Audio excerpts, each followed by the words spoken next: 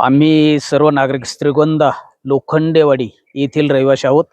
आमच्या गट नंबर 484 ते 495 या समोर शासकीय ओढा आहे। त्या ओढ्याच्या लगत समोरचं क्षेत्र निलेश मोठे, नारायण मोठे तसेच विलास मोठे यांचं क्षेत्र आहे।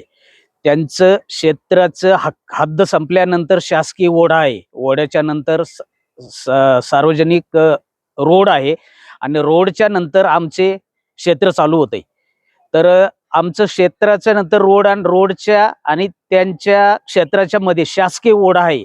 या ओढ्यामध्ये मालकी हक्क कोणाचाही नाही, आमचाही नाही आणि समोरचे जे आहेत मोठे पाटील यांचाही शासकीय हक्क नाहीये।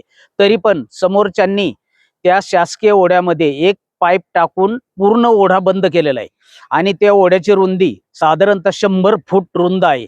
पावसाळ्यामध्ये त्या ओढ्याला साधारणतः 4-4.5 किलोमीटर पासून पाणी येतं आणि शेवटच्या टेलला तिथं त्या ओढ्याचं शेवट आलेला आहे तिथं।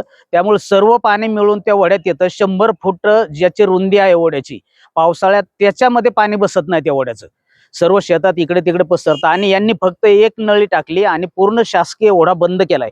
तर आम्ही आज जिल्हाधिकारी साहेबांना हे निवेदन देण्यासाठी आलोय की त्या ओढा जर मोकळा केला नाही किंवा तो ओढा जर असाच बंद राहिला तर परिणामी ते पाणी सर्व आमच्या घराने, आमच्या शेतामध्ये, आमच्या गोठ्यामध्ये पाणी घुसणार आहे आणि आमचं अगदी न सांगता येईल इतकं मोठं नुकसान होणार आहे। जीवित हानी सुद्धा होऊ शकते, कदाचित आमचे घर पण पडू शकतात याच्या पाण्यामुळं।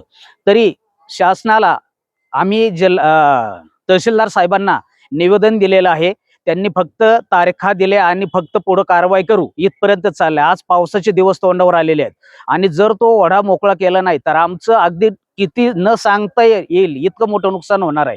तरी सर्व आम्ही आज जिल्हाधिकारी साहेबांना हेच निवेदन देण्यासाठी आलेलो आहोत आणि आज आम्ही श्रीगोंदा तालुक्यातून या ठिकाणी कलेक्टर साहेबांना भेटण्यासाठी आलेलो आहे। आम्ही लोखंडेवाडी तालुका श्रीगोंदा जिल्हा अहिल्यानगर येथून आलेलो आहोत। आमच्या घराच्या समोर एक शासकीय ओढा आहे। त्या ओढ्यामध्ये विलास मोठे आणि नाना मोठे आणि निलेश मोठे या 3 विस्मांनी अतिक्रमण केलेलं आहे। संपूर्ण ओढा बुजवून टाकण्याचं काम त्या ठिकाणी केलेलं आहे।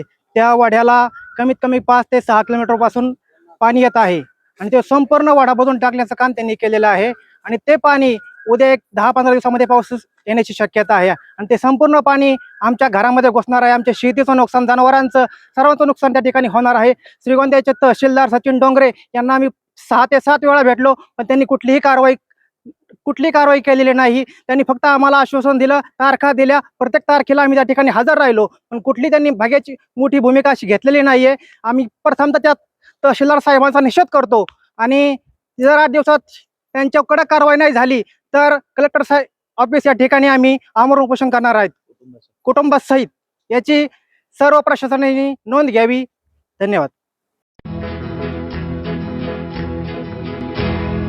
मौज मजा मस्ती मध्ये रमते मन, निसर्गात नंदनवन साई बन। मौज मजा मस्ती मध्ये रमते मन, निसर्गात नंदनवन साई बन, साई बन। सुटेचा आनंद लुटू झाडी हिरवीगार, प्राणी पक्षी कारंजे धबधब्याची धार, ला ला ला ला ला ला ला ला ला ला ला ला ला ला। विरंगुळा विसाव्याचे बेतू क्षण, मौज मजा मस्ती मध्ये रमते मन, निसर्गात नंदनवन साई बन, साई बन। टेन्शन पासून राहू दूर, आनंद घेऊ पुरेपूर। हुरडा पार्टी वनभूषण या वैशिष्ट्यांसह अल्पावधीत लोकप्रिय झालेलं पर्यटन स्थळ साईबन।